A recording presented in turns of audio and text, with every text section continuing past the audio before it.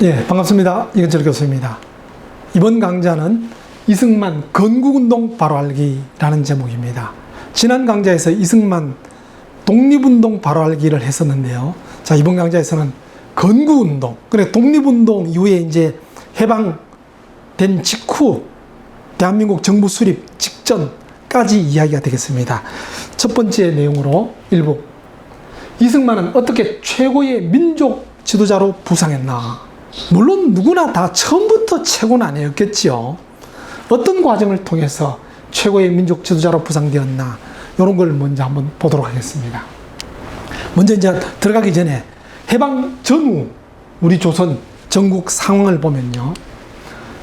1945년 8월 15일 해방했는데 해방되기 직전에 조선 총독부는 일제가 곧 망한다는 거 알고 이제 문제는 망하고 나면 조선 땅에 있던 일본 국민들이 일본 돌아갈 때까지가 위태롭죠. 자기들의 신분, 생명, 재산 이런 게 문제가 됐죠. 그래서 조선 총독부에서 당시에 우리 조선에 가장 명망 있었던 여운형, 물론 이승만, 김구는 국내에 없었죠. 국내에 있었던 사람 중에서 가장 명망 있었던 여운형 찾아가서 협의를 합니다. 바로 우리 일본, 조선에 살고 있는 우리 일본 사람들 생명과 재산을 좀 보호해달라 그럽니다. 여운형은 좋다 조건을 내겁니다. 조건을 내건데 그 중에 하나가 첫 번째가 현재 잡혀있는 정치 경제범 전원 석방하라. 또 하나는 3개월치 식량을 달라. 또 하나는 조선인이 어떤 활동을 하더라도 간섭하지 마라. 이 세 가지 조건을 내세웁니다.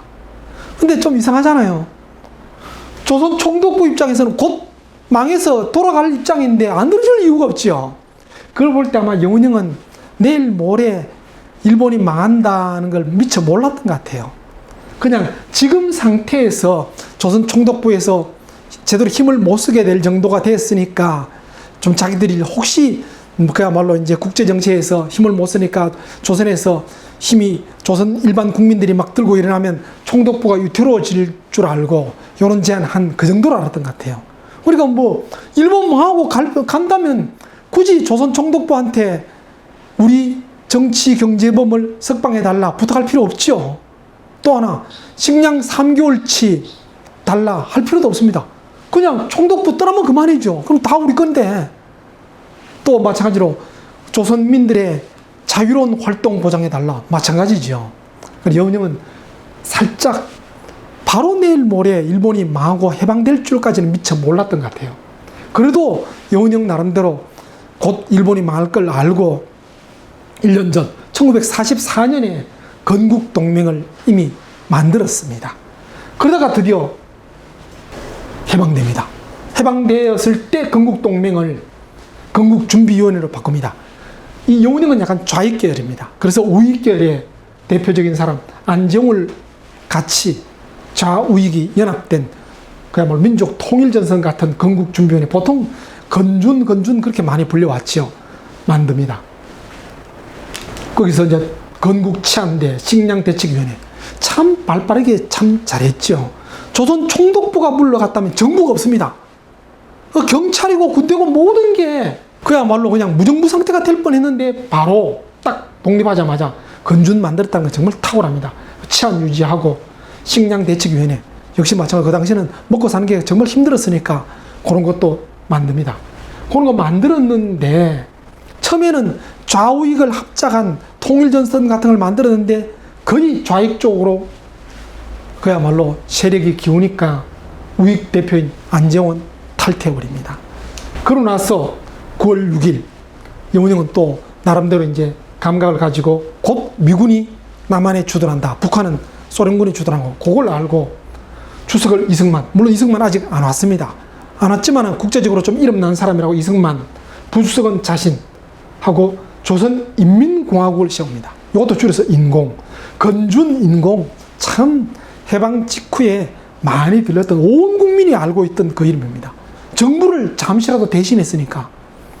인데 여운형은 좌익답게 이 인공이 내세웠던 거 대표적인 게 토지와 주요 재산을 국유화한다.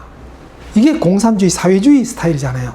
그런 걸 발표하니까 역시 토지 많은 지주라든지 친일 경제인들은 반발이 좀 심했습니다. 그런 상태인데 여운형이죠. 참 탤런트 못지않게 잘생겼죠. 해방 직후에 김구, 이승만 국내에 들어오기도 전이었지만 들어오고 나서도 국민들한테 여론조사할 때 가장 인기 있었던 사람입니다. 그게 뭐 이승만과 김구는 해외에 있으니까 일반 국민들은 잘 몰랐죠. 아는 사람들만 알고.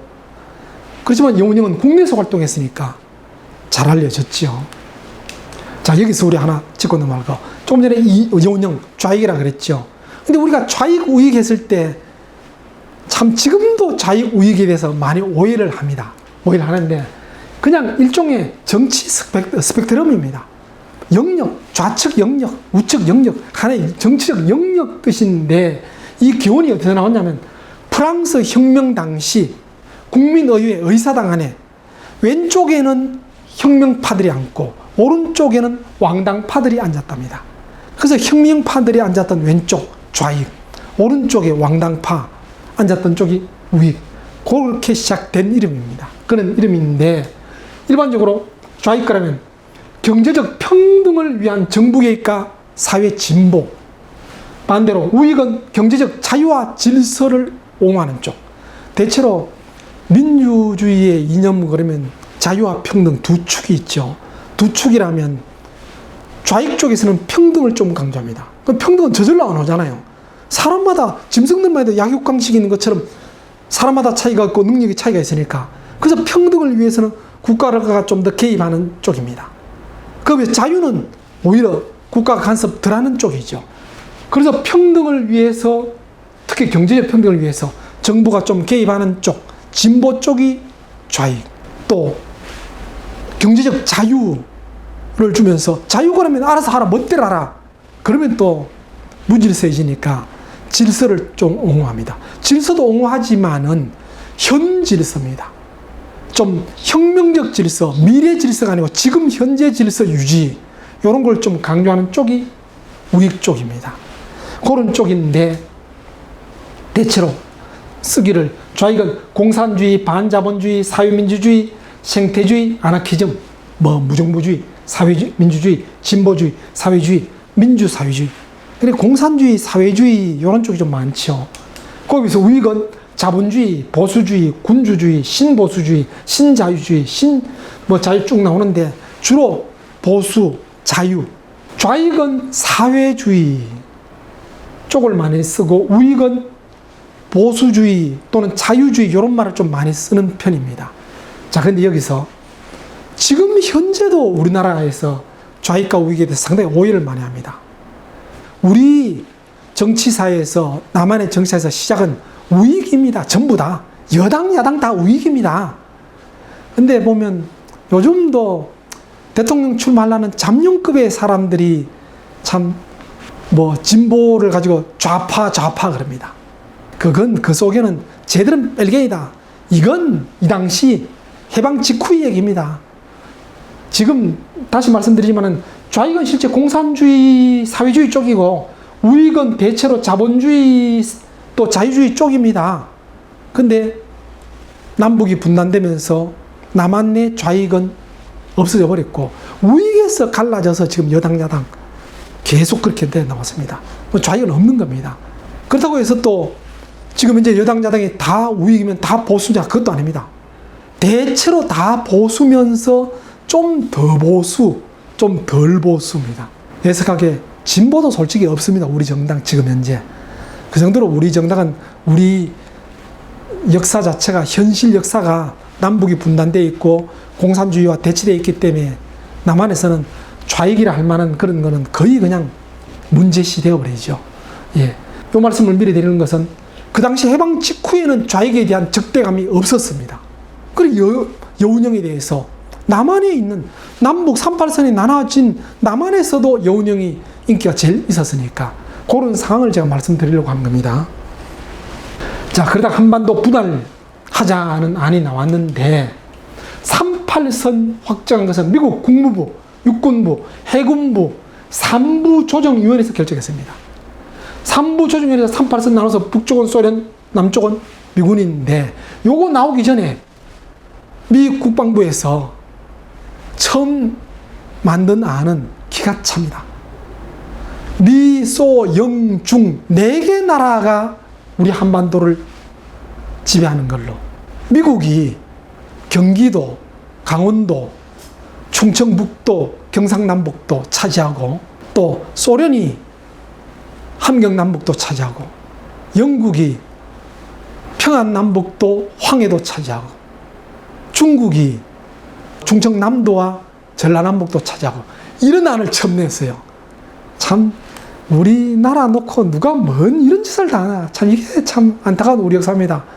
우리가 지금 남북 분단됐지만은 임진왜란 때 한번 남북 분단될 뻔했습니다. 임진왜란 끝났다가 다시 정유재란 있잖아요. 그게 분단될 뻔한 겁니다. 임진왜란 하다가 명나라 참전하는 바람에 임진왜란 소강 상태 접어들었죠. 그때 명나라와 일본 사이에서 반나눠서 한반도 남쪽은 일본이 지배하고 북쪽은 명나라 지배하는 걸로 그렇게 합의가 된 겁니다. 그래서 임진왜란 잠시 중단했어요. 그러다가 일본도 물러갔습니다. 물론 이제 부산 일대는 놔두고, 그러다가 명나라에서 약속을 안 지키니까 일본이 재차 들어온 거, 그게 정유재란입니다. 참 그때 남북 분단 한번 될 뻔했는데 또 이때 남북 분단이고 4개 나라가 통치할 뻔하다가 다시 안을 조정해서 남북 38선 이렇게 안을 제안한 겁니다. 이게 왜 이렇게 제안이 됐나 하면, 원래 2차 대전 소련은 참전 안 했죠. 미국도 참전 안 했습니다. 그 다음 미국이 늦게서 일본이 진주만 습격하는 바람에 불화불에 늦게서 참전했는데, 참전하고 나서 그야말로 뭐 급속도로 확대돼 나가지요. 일본이 쉽게 봤던 미국이 드디어 잠자는 호랑이를 건드린 겁니다. 그랬는데 그냥 미국이 원자폭탄까지 만들어서 일본 항복시키고 끝냈으면 될 건데, 늦게 해서 또 소련을 끌어들였습니다.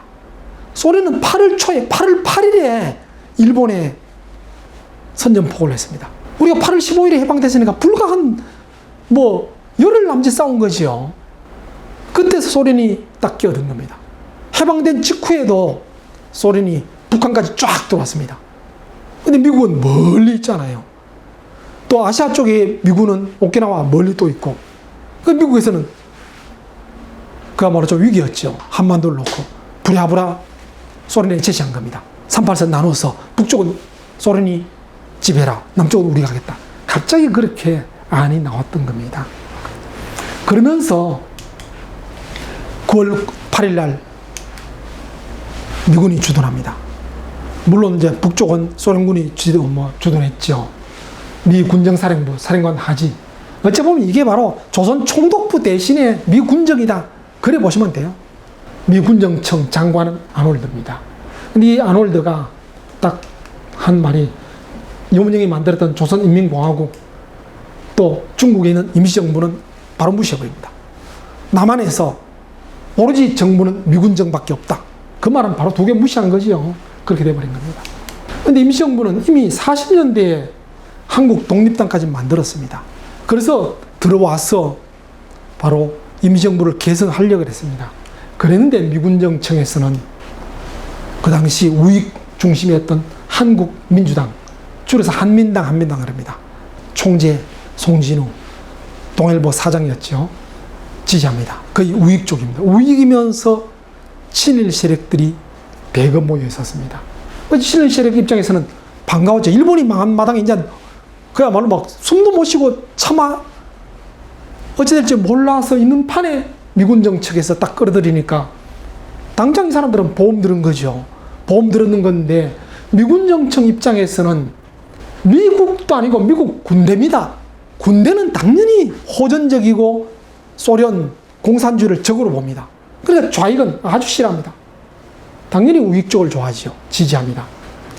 거기다가 군정청의 직원들 자체를 부일 세력 중심으로 구성하는데, 이 부일 협력 세력이 뭐냐 하면 일제 때 관료, 경찰, 군인들입니다. 이 사람들 역시 일본 망하고 나서는 자기들 죽었다, 오로지 그냥 눈치 보는 게 아니고 어떻게 살까 걱정하는 판에 살아났죠. 완전히 미군 정청에서는. 예, 어찌 보면 시작부터 친일 말소할 수 없는 그런 분위기 속에서 시작된 겁니다. 예를 들어서 이 부일협력체 당시에 군정청이 고용했던 경찰, 경위상 간부 82%가 일제경찰 출신입니다. 일본 일제잔재 청산이 될래야 될 수 없었죠. 그냥 겉으로만 해방됐지 결국 세력의 중심은 일제 때 그 중심 기득권, 그 비호 세력이 미군정 이렇게 된 겁니다. 예, 미군정 사령관 하지입니다. 나이를 떠나서 이 양반이 왜 군정청 사령관이 된지도 좀 의심스럽습니다. 그야말로 군인으로서는 뭐 나무랄 데 없을지 모르지만은 총독 같은, 조선 총독부 총독 같은 그런 자리인데 정치적인 그런 센스가 있어야 되죠.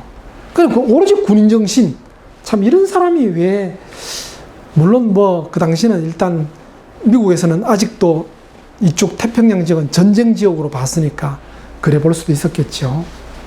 이승만이 들어옵니다. 들어오는데 해방 딱 됐다는 소식 듣고 바로 들어올라 했지만 못 돌았습니다. 10월 10일, 16일 귀국했는데 임시정부, 김구하고는 11월 23일에 들어옵니다. 물론 일진, 이진 나누어서 일진도 23일에. 임시정부보다 한 달보다 이상 빨리 왔는데 이것도 쉽게 온 게 아닙니다. 이승만이 오기 위해서는, 그렇죠, 여기가 태평양 지역 자체가 일본이 망하고 나서 일본 자체를 미국이 통치하는 겁니다. 미국 군대가 메가드. 그러면서 메가드는 일본만 통치하는 거 태평양 사령관입니다. 바로 일본, 한국, 일본이 망했던 뭐 필리핀 쫙 다 전체 총사령관입니다. 군대 관할 지역입니다. 거기에는 쉽게 갈 수도 없었던 겁니다. 이승만이 우리나라 사람인데 돌아올라 그래도 미국이 점령하고 있는 군대 지역에 들어가기 위해서는 미 국무부가 승인해 줘야 되고 태평양 사령부에서 승인해 줘야 되고 우리 주한 미 군정청에서도 승인해 줘야 되고 세 군데 다 승인해 줘야 됩니다. 쉽게 될 일이 아니죠. 그거 또 전쟁 지역이라서 민항기는 갈 수도 없고 미국 군용기만 타고 갈 수 있는 겁니다. 미국 군용기를 민간인이 탄다는 것 자체가 어렵잖아요. 그래서 쉽게 올 수 있었던 게 아닙니다. 그래서 이승만은 국무부 백악관으로 막 백방으로 로비를 합니다. 몇 번이나 찾아가고 전보 띄우고 뭐 로비스트 쓰고 막 그랬습니다. 그래도 쉽게 안 됐는데 메가드에게 자신의 명확한 반소 반공 입장과 한반도에 대한 영향력을 과장함으로써 조개기구를 청원했다 했는데 메가드는 흔쾌히 들어줍니다. 메가드가 들어준 이유는요, 그 전에 지난번 강의 이승만의 독립운동 바로 알겠어 이야기한 것처럼 바로 45년 해방되기 전 얼마 전쯤에 이승만이 미국에서 활동하고 있을 때 얄타 회담, 미소 얄타 회담을 했었는데 거기에서 밀약설이 있다 이승만이 퍼뜨린 겁니다. 뭐냐면 미국이 한반도를 소련에 갖다 바쳤다. 그런 소리 듣고 미국에서는 난리 났죠. 미 국무에서 저 노망난 늙은이다 그런 욕까지 하고 그랬습니다. 그래서 더 이승만한테 한국 돌아가는 여권허가 잘 안 준 겁니다. 근데 오히려 이승만이 그 말 한 것은 미국 정부 내에도 공산주의 세력이 있다. 그 당시는 그랬거든요. 메카시즘 운동이 있고 막 그랬으니까 공산주의 세력이 있어서 그래서 얄타 회담에서 미국이 공산주의 소련한테 갖다 바쳤다. 그 이야기 하면서 이승만은 반소, 반공 투사로 막 그야말로 부각되기 시작한 겁니다. 그러니까 메가드는 좋아하죠. 미군이니까, 군인이니까 반소, 반공. 그때 미 국무부하고는 많이 좀 등 돌렸지만은 미 군부와는 상당히 가까운 세력을 많이 만들었습니다. 그때 알게 됐던 메가드한테 부탁을 한 겁니다. 그럼 메가드가 파격적으로 들어준 겁니다. 메가드는 9월 29일 국무부가 요청한 여타 재미 한인 입국 신청은 허가하지 않은 반면에 이승만 입국은 파격적으로 허가해 주는 겁니다. 그래서 임시정부보다도 한 달보다 더 빨리 들어올 수 있게 된 겁니다. 근데 바로 안 들어옵니다. 샌프란시스코 거쳐서 10월 5일에 출국해서 10월 16일에 입국한대. 그렇죠? 열흘간 공백이 있죠. 이때 일본에 가서 메가더가 몇 번 만납니다. 메가더를 만나는데 이 메가더는 그때 또 바로 주한 미군 사령관, 미군정 사령관 하지도 부릅니다. 그래 자기 직속에 속하죠. 태평양 지역 전체 사령관이고 그 중에 한국 사령관이니까 부릅니다. 거기다 또 도쿄에 있던 주일 바로 정치고문 에치슨 또 부릅니다. 에치슨은 그러면 또 6.25 발발하게 된 계기가 된 그런 사람으로 많이 알려져 있죠. 이 당시는 메가더 밑에 있던 정치 고문이었지만 나중에 이 양반이 국무장관이 되고 나서 바로 에치슨 9을 선포합니다. 그 뭐냐면 바로 북쪽에 있는 공산주의 소련 중공이 자꾸 내려오니까 더 못 내려오는 방어선을 선포한 겁니다. 그 방어선에 일본과 필리핀으로 쭉 연결된 겁니다. 한반도, 대만, 동남아는 제외된 겁니다. 그래서 그 핑계 삼아 김일성이가 남쪽에 내려와도 미국에서 간섭 안 할 거다. 그래 봅니다. 처음에 김일성이 남치 말라 했을 때 스탈린, 마오쩌둥이 승인 안 해줬죠. 요걸 들면서 괜찮다.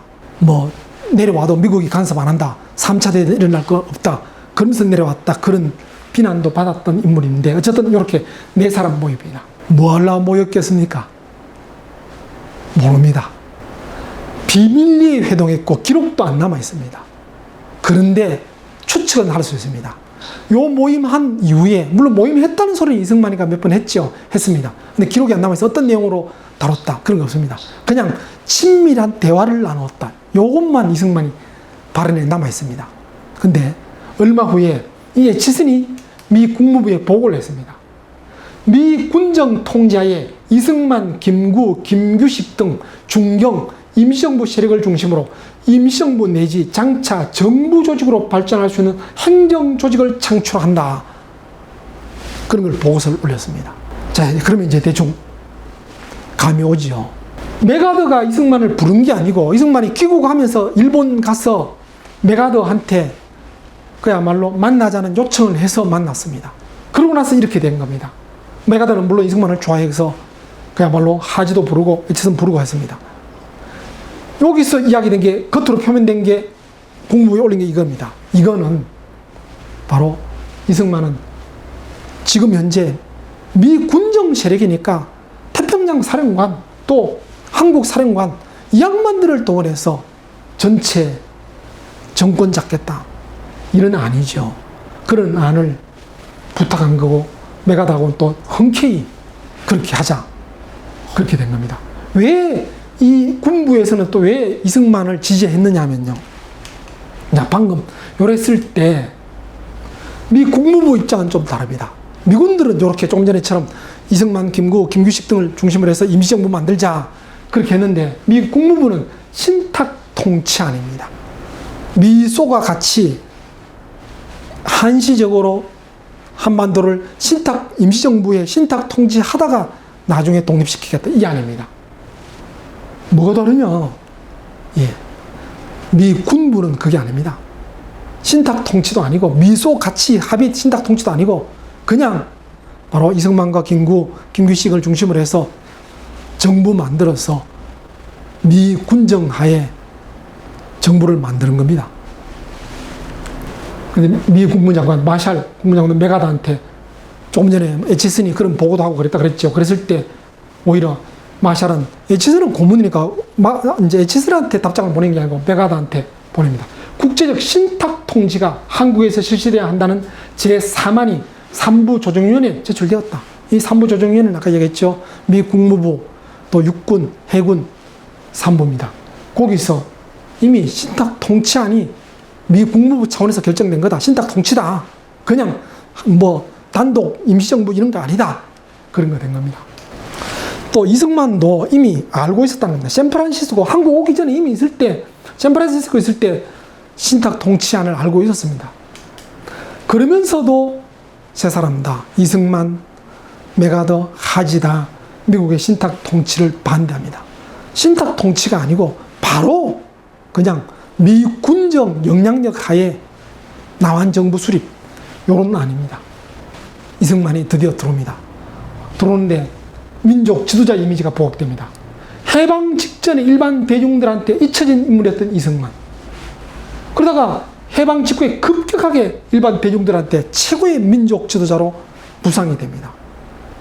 뭐냐면 이승만 원래 일제 때도 독립운동으로 유명한 사람 아니냐. 예, 제가 지난 편 이승만 독립운동 바로 알기에서 강의한 것처럼 실제 독립운동에서 한 역할은 거의 없습니다. 미국에 있으면서 외교 활동을 했지만은 영향력이 거의 없었습니다. 거의 이승만 개인적으로는 미국에서도 알려졌습니다. 프린스턴 대학까지 나왔고 그야말로 루즈벨트 대통령도 만나고 이런 식이었기 때문에 알려진 인물이지만은 외교 활동, 독립에 관한 외교 활동은 효과를 거의 전무하다시피 했습니다. 임시정부에 대해서 승인 받고자 해도 못 받았고 몇 번이나 외교적인 노력을 통해서 독립운동 한도 씨알도 안 먹혔습니다. 그래서 일반 우리 국민들은 이승만이 미국에서 뭐 한지도 모르고 잘 몰랐습니다. 미국 가기 전에 잠시 청년일 때 활동한 거 조금만 알았던 사람도 잊혀졌습니다. 심지어는 해방되기 직전에 미 군부에서 그 당시 일본군 포로 잡혀있던 조선군들한테 이승만이 어떤 사람이냐 물었을 때 지도자감으로 생각한 사람이 아무도 없었답니다. 몇 군데에서 조사를 했는데도 그런 인물이었습니다. 그런데 해방 직전에 미국 샌프란시스코에 있는 OWI라는 방송국에서 미국의 소리라는 방송에서 이승만이 한국어로 방송을 몇 번 했습니다. 그걸 하면서 현재 충칭, 상하이에 있다가 충칭으로 옮긴 겁니다. 상하이에 있다가 홍콩원 거사 이후에 일본의 압력을 받아서 충칭으로 옮겼습니다. 이승만이가 충칭에 있는 임시정부에 대해서 제법 방송을 많이 이야기했습니다. 그게 국내에 전달이 되었습니다. 물론 단파방송이라죠. 그 당시 라디오인 사람도 없었지만 소수의 부자나 지식인들은 그 방송을 들었습니다. 들었는데 분명히 이제 그 방송 내용도 녹음된 게 없으니까 지금 전해진 게 정확히 없는데 그나마 기록에 있는 거는 이승만이 발언한 것 중에서는 충칭 임시정부를 정식 정부로 승인해달라. 국제사회에서 미소 연합국에서 승인해달라. 이런 걸 요청을 좀 했어요. 그랬는데 그 방송을 들었던 국내 이승만 계열의 인사 하나가 이승만이 미국의 임시정부를 설립해서 미국 정부 후원을 받아 독립운동하고 있다. 이걸 확대 왜곡 과장 선전을 해댔습니다. 그래서 지식인들 소수 사이에 이승만 이름이 조금 알려진 거 그게 다였습니다. 그런 상태였다가 일반 대중들한테 갑자기 최고의 민족 지도자로 부상하게 된 것은 다음 같은 요소인데, 첫째가 메가드와 하지로 대표되는 미군의 적극적 후원과 신화화 작업. 그러니까 이승만이 귀국하기 전에 도쿄에서 만났을 때 벌써 밀약이 됐겠죠. 그거에 따라 메가드는 파격적으로 이승만을 밉니다. 근데 메가드는 일본에서 직접 못 밀고 하지를 조선에서 일본까지 불러서 같이 한자리 했다는 것 자체는 하지를 통해서 이승만 전격적으로 세우라 지시를 했겠죠. 그래서 하지는 그래서 본격적인 작업합니다. 심지어는 이승만 국내 왔을 때 미군에서 헌병 1개 중대를 집에 호위하러 보냅니다. 거기다가 10월 20일에 그야말로 이승만이 귀국한 환영대회 하면 사람들이 모릅니다. 별로 관심 없으니까. 그게 아니고 미군정 환영대회를 중앙청 앞에서 합니다. 거기 한 5만의 인파가 모였는데 거기에서 단상에 하지가 와서 처음 개회사회상 인사하고 그러고 나서 그럽니다. 여기 이 자리에 조선의 위대한 사람 한 사람을 소개하겠다. 그러면서 이분은 지금까지 조선의 해방을 위해 싸웠고 또 조선의 독립과 자유를 위해서 큰 힘을 쓸 분입니다. 이분은 개인적 사심은 없고 오로지 국제관계를 통해서 조선을 바로 세울 뿐입니다. 그러면서 이승만을 쫙 소개를 합니다. 5만의 군중들이 야 조선 총독과 같은 하지가 저런 말 하니까 도대체 하지가 그냥 소개만 멋지게 한 게 아니고 그 단상에 올 때도 이승만을 먼저 앞세우고 하지는 반발짝 뒤에 걷습니다. 먼저 이승만은 가운데 앉고 자기는 옆에도 앉고. 그러니까 뭐 사람들이 깜짝 놀랐죠. 그런 신화 작업이 일단 있었던 겁니다. 그리고 또 우익 진영들이 이승만과 맺은 개인적, 조직적 관계에 기초해서 지지합니다. 우익 진영들, 그 당시 우익 진영의 대부분은, 국내에 있었던 우익 진영 대부분은 친일파입니다. 친일파들인데 일본 망하고 나서 그야말로 뭐 안절부절 못하다가 보험 타려고 이승만한테 지지합니다. 왜 하필 이승만이 하지만, 이승만이가 또 뭐 제가 지난 강의 이야기하겠지만은 독립운동 한다 했지만은 그렇게 반일운동 안 한 편입니다. 일본에 대해서 상당히 좀 부드러운 편이었어요. 그 물론 가장 큰 이유는 이제 실제 우리 교포들이 미국 본토보다도 하와이에 많이 있었습니다. 8대2 정도로. 근데 하와이에는 우리 교포도 있었지만 일본 교포들이 더 많았어요. 하와이 자체에 일본 세력이 많다 보니까 이승만이 하와이에서 독립운동 하면서 일본에 대해서 강경 발언 안 하고 일본의 간부들과 사이 좋게 좀 지냈습니다. 좀 일본에 대해서 좀 유화적입니다. 좀 친일 그런 편입니다. 그러니까 우익이 그걸 알고 이승만한테 기대는 겁니다. 이승만한테 기대면 이승만은 우리를 심하게 다루지 않을 것이다. 그래 본 겁니다. 또 좌익마저도 이승만을 끌어들이려고 합니다. 어쨌든 이승만이 미국에서 미군 정치한데 미군정에서 미는 사람이니까 미군들한테 잘못 보이면 우리 좌익은 설 자리가 없다. 그래서 이승만을 끌어들여서 그야말로 미군정 보호막 삼을 했던 겁니다. 그래서 조선인민공화국 인공 만들 때 주석 이승만, 부주석 여운형 그렇게 세운 겁니다. 물론 이승만은 그 주석 취임 거절했죠. 했는데 어쨌든 좌익도 끌어들일 겁니다. 그러다 보니까 우익 좌익이 다 떠받들고 일반 민중들이 볼 때는 메가더 하지도 막 떠받들고 그런 이승만이 되어버렸죠. 그 외에도 이승만이 전주이시 왕족 출신의 미국 프린스턴 대학의 철학 박사에 또 윌슨 대통령을 그런 사람도 알고 메가더 같은 유력 인사도 알고 한국에는 잘 안 알려졌죠. 어쨌든 뭐 몰랐는데 알고 봤더니 이승만이가 그렇게 오랫동안 해외에서 투쟁을 했다면서. 그렇죠. 해외 투쟁했다 그러면 참 대단하게 보잖아요. 뭐 국내에도 마찬가지, 공부로도 국내에서 박사학위 받은 것보다 미국 외국에서 박사학위 받았다면 그 대학이 어떤 대학인지 논문이 어떤 논문인지도 모르고 대단한 것처럼 일반 민중들한테 그렇게 알려진 겁니다. 참 이걸 보고 참 씁쓸한 게 오늘날에도 정치가들에 대해서 그 사람의 인품이나 실적을 갖고 평가한다기보다는 상황 때문에 만들어진 이미지 때문에 평가하는 경우 많죠.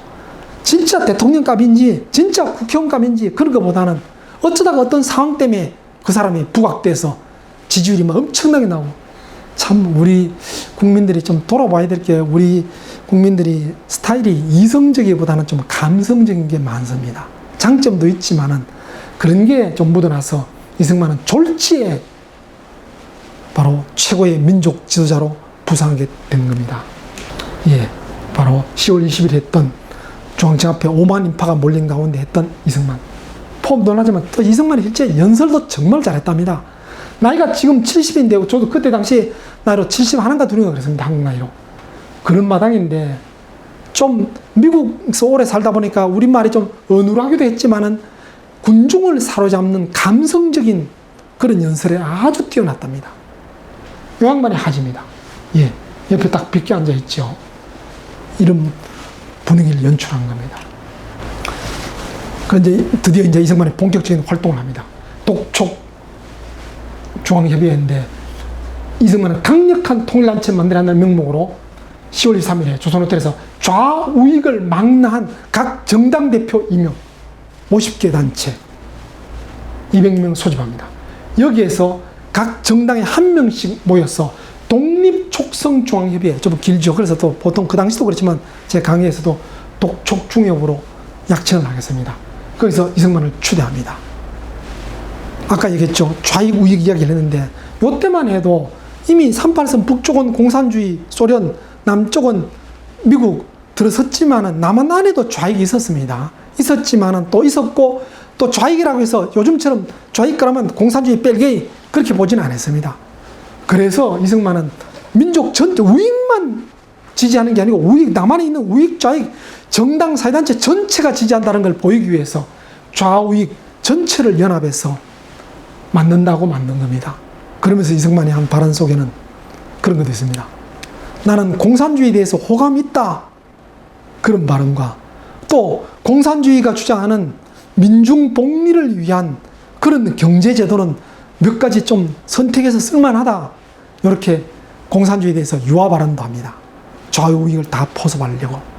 그래서 이승만은 좌익 우익이 다 떠받드는 지도자다. 조금 전에 그 중앙청 그 환영회와 요 독촉중앙협의회 요걸 계기로 이승만은 더 명성이 최고로 달합니다.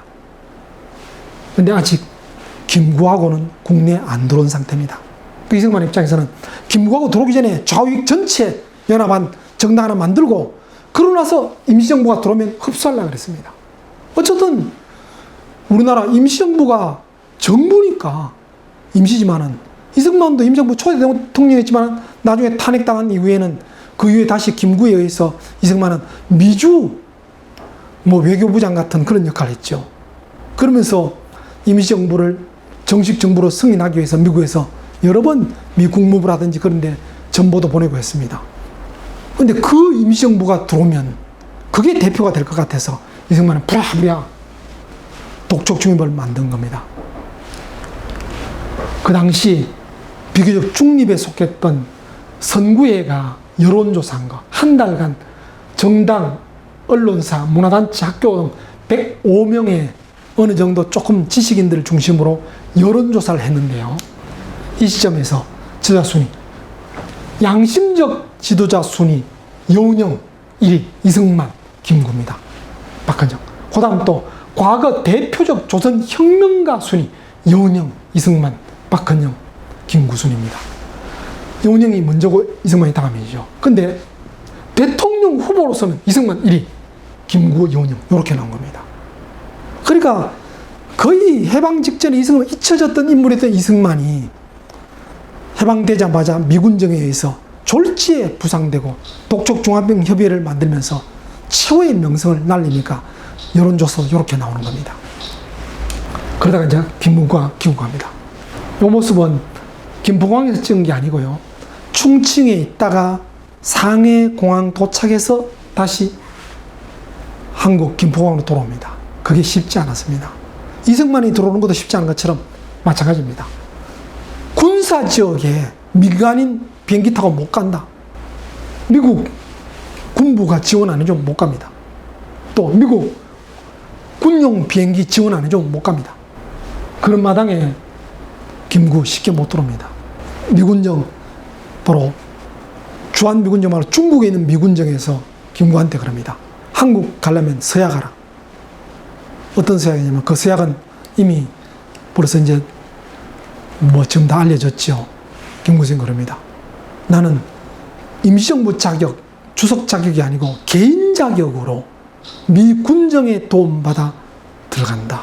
임시정부, 정부가 독립운동을 한 정부가 들어오는 게 아니고 개인 자격으로 들어간다. 그건 미군정 입장에서는 임시정부를 그렇게 본 겁니다. 미군정이 정부지 독립운동한 정부지 그건 정부 아니다. 그래서 들어온 겁니다. 이승만 옆에 바로 광복군 총대장 지창천, 예, 표정 한번 보십시오. 그렇게 밝지 않죠. 예, 이런 분위기로 들어옵니다. 이승만 독촉중엽을 중심으로 그리고 좌익을 다 만들었으니까 민족 통일에서 최고 지도자 되겠다. 그런 희망을 가지고 실제 그런 발언합니다. 자기는 그야말로 독촉중엽을 만든 자체가 좌익 우익을 다 끌어들여서 만들었다. 그러니까 최고 지도자다. 그 말 했던 것은 이승만한테는 임시정부를 견제하려고 하는 겁니다. 근데 김구가 들어와서 이제 그랬는데 미군정 입장에서는 이걸 그렇게 안 봤습니다. 독촉중엽은 미군정의 그냥 하부기관 정도 그렇게 본 겁니다. 이승만의 생각과 미군정의 생각이 조금 다르죠. 좀 다릅니다. 그냥 그렇죠. 정책이나 건의하는 자문기관 그 정도입니다. 근데 김구는 임시정부 법통을 내세우면서 아예 이제 미군정은 잠시 임시로 있다 가는 거고 독립운동한 임시정부가 이제 정식 정부 된다. 그런 활로를 모셔갑니다. 좌익계열의 영운형은 인공 임시정부 막론하고 차후 연립정부 구성하자. 참 사인사색이죠. 사인사색입니다. 이럴 때 이승만은 12월 15일 독촉중엽 제1회 중앙집행위원회를 통해서 독촉중엽이 모스크바 외상회담의 신탁 통치 계획에 대처하기 위해 한국인의 대표기관으로 조직되었다 강조합니다. 이게 뭐냐면요, 좀 이따 그 모스크바 3상회의 다시 설명드리겠는데요, 그래서 이승만은 부랴부랴 그야말로 중앙집행위원회를 선정합니다. 말씀드렸죠. 김구오기 전에 빨리 만들어서 좌우 연합된 거 큰 거 만들었다. 이제 김구와 임정 들어오면 밑에 들어와라 했는데 그러기 전에 이미 들어왔습니다. 들어왔고, 근데 들어왔는데 여기서 독촉중엽 시작은 그래 했지만은 하면서 실제 중앙집행위원 선정하기 위한 전형위원을 뽑는데, 그러니까 독촉중엽은 전국 조직이라 할지라도 실제 중앙의 운영위원이죠. 집행위원. 요거 뽑는 사람들을 전형위원 뽑는데, 요 전형위원 7명 중에서 한민당, 우익, 이승만 지지하는 쪽이 7명이, 5명입니다. 7명 중에 5명. 한민당 실제 그 당시에 일했던 8명 중에서 5명이 들어왔답니다. 그래 당진이 좌익계는 국민당 안지영 다 불참합니다. 빠집니다. 그런 가운데 전형위원 열어서 결국 새로 중앙집행위원회를 선정합니다. 또 중앙집행위원회 정부 조직에서 국회의원 선거를 준비하고 그 의회가 정부 구성한다. 자, 다시 말씀드리면 독촉중앙회를 이승만이 언론 좌우익을 다 망라해서 만들었다 그랬죠. 크게 만들었지만은 그걸 실제 운영할 집행위원회를 하는, 집행위원회를 뽑는 아까 전형위원, 거기에 그 이승만 계열로 다 만드니까 좌익 이승만 계열이 아닌 우익은 빠져버립니다. 빠진 상태에서 정식으로 집행위원회를 만듭니다. 그 집행위원회를 만들어서 거기서 이승만을 중심으로 임시정부 만들어서 미군정을 대신하는 정부로 간다. 이게 이승만의 안입니다. 근데 벌써 독촉중엽은 원래 뜻과 달라졌죠. 좌우익을 망라해서 남한 대표격으로 만들라 했는데 좌익 측 빠졌지. 아직 임시정부 들어왔지만은 들어오기 전에 이미 만들고 다 만들고 나서 돌아가니까 김구 입장에서도 쉽게 못 들어가지요. 그런 상태가 되어버렸습니다. 이승만 입장에서는 이게 우리 진정한 좌우익을 다 대표하는 남한 쪽의 진짜 대표다. 대표 자격으로 모스크바 3상회의의 신탁 통치 대신에 우리 이런 임시정부 안을 제시하려고 했던 겁니다. 그런 게 뜻대로 제대로 못 됐죠. 임시정부 환영대회입니다. 아까 중앙청에 바로 미군정 환영대회도 5만이 모였지만은 임시정부 개선 환영대회, 이거는 미군정에서 협조 안 했는데도 엄청나게 모였죠. 예, 여기서 김구는 그럽니다. 극소의 친일파, 민족 반역자를 제외하고는 전 민족이 통일한다. 그런 강조를 합니다. 자, 도대체 모스크바 3상회의가 뭐냐? 이게 또 유명한 거죠. 미영소 세계 바로 외상들이 모인 겁니다. 모여서 전후 처리 문제, 한국을 비롯한 전후 처리 문제, 2차 대전 이후에 처리 문제를 위해서 회담을 열었는데 거기서 미국에서 제시한 겁니다. 한반도 전후 처리 방안으로 미소 영중 대표가 입법행정 사업 등 모든 권한 행사를 신탁 통치 실시하자 제안합니다. 아까 얘기했죠.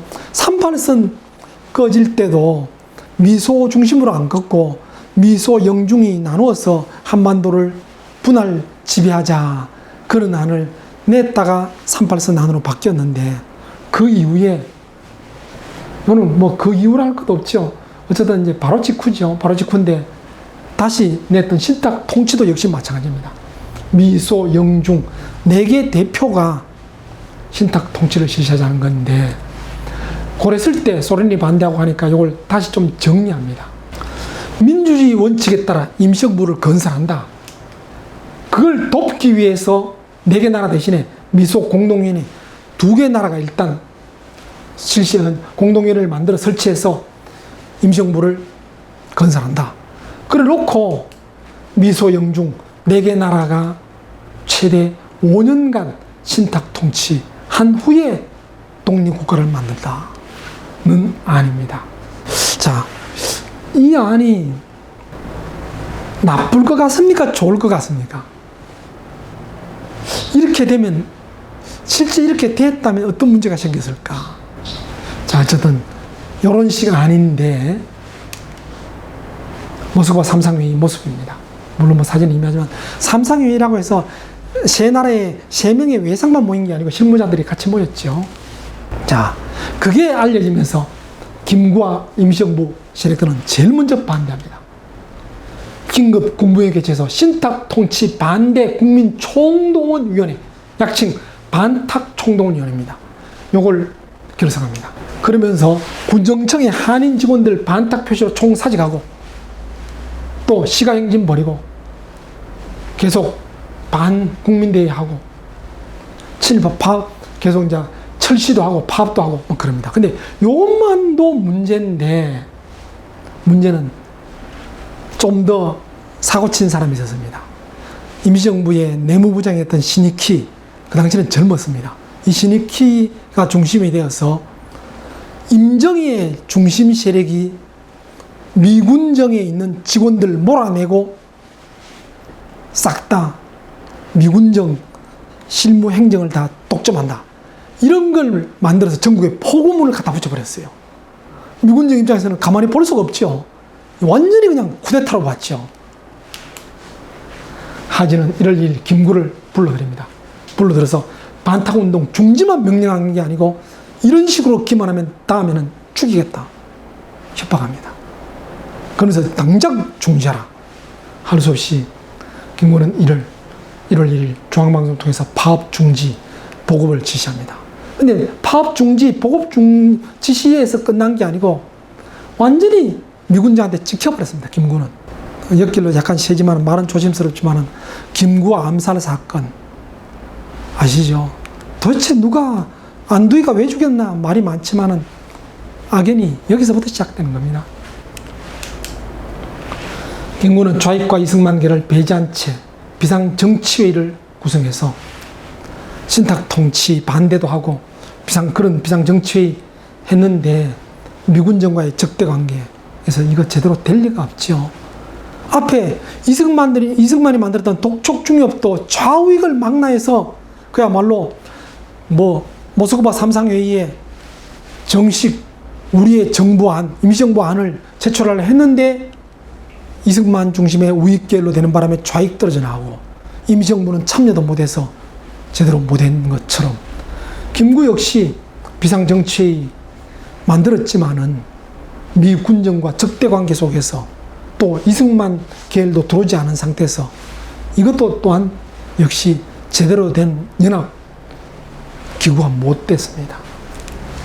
예, 그러면서 우리나라 혼란에 빠져들죠.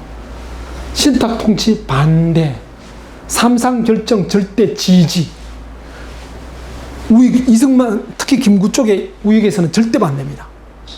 좌익 쪽에서는 이게 북한이 아니고 남한 내 좌익입니다. 여운형, 박헌영 이런 쪽에 남한 내 좌익의 신탁통치 지지합니다.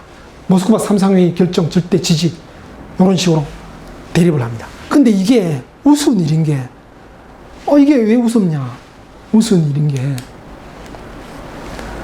우익 세력의 한민당의 기관지 역할을 했던 동아일보가 소련은 신탁 통치를 주장했고 미국은 즉각 독립을 주장했다. 이런 내용의 완전 그냥 거꾸로 된 보도를 합니다. 이게 동아일보가 고의냐? 고의는 아니라 보는 게 동아일보가 실제 모스크바 삼상회에서 취재한 그런 보도가 아니었고 동경에 있던 메가더 사령부에서 나온 기사를 그대로 인용했대요. 원래 미국에서 신탁 통치를 지지하고 주장하고 소련은 미소 물러나고 오히려 독립시키자 이랬습니다. 그러면 미국은 나쁜 놈, 소련은 좋은 놈, 소련은 참 우리 독립을 도와줄라 했냐? 그건 아닌 게 한반도와 가까운 게 소련이잖아요. 같이 물러나면 유리한 게 소련입니다. 그 소련 입장에서는 같이 물러나자 그랬던 겁니다. 그 미국은 그거 알고 그게 아니라 반반 나눠서 하자. 결국은 미국도 우리 도와준 거 아니고 소련도 우리 도와준 거 아닙니다. 자기들 이익에 따라 주장한 겁니다. 근데 어쨌든 동아일보 이렇게 완전 거꾸로 보도한 겁니다. 소련은 신탁 통치 주장하고 미국은 즉각 독립 주장했다. 그리고 우리 국민들 입장에서는 즉각 독립이지 무슨 신탁 통치야? 소련 나쁜 놈. 반소 반공운동 폭발하기 시작한 겁니다. 근데 좌익 쪽에서 보니까 그거 아닌데 모스크바 삼상위는 그게 아니다. 실제 내막은 신탁 통치는 잠시고 임시정부 설립해서 임시정부가 제대로 독립된 정부 될 때까지 임시정부다. 핵심은 임시정부 만들어주는 거다. 그게 왜 나쁘냐? 괜찮다. 갑자기 제대로 못할 바에야 미소가 감시하에 신탁 통치처럼 감시해서 임시정부 만들었다가 그게 5년 정도 후에 미소가 땅불을 하면 정식 정부가 되면 통일된 독립정부 아니냐? 괜찮다. 좌익은 그렇게 지지한 겁니다. 우익은 순진하게 그냥 동아일보 이 사설 때문에 완전히 그냥 감정적으로 폭발해버린 겁니다. 참 우리 역사, 지금도 제가 이런 가게면 저 사람 또 북한 교수냐, 뭐 그런 뭐 좌익이냐 좌빨이냐 이런 소리 할 수 있겠지만은 액면 그대로 해석해 본다면 일리가 있죠. 지금 현재처럼 남북이 이렇게 오랫동안 고정됐을 바에야 차라리 신탁 통치안이 괜찮았다 이런 생각도 좀 듭니다. 근데 그 당시 분위기는, 감정적 분위기에는 그게 아니었던 겁니다.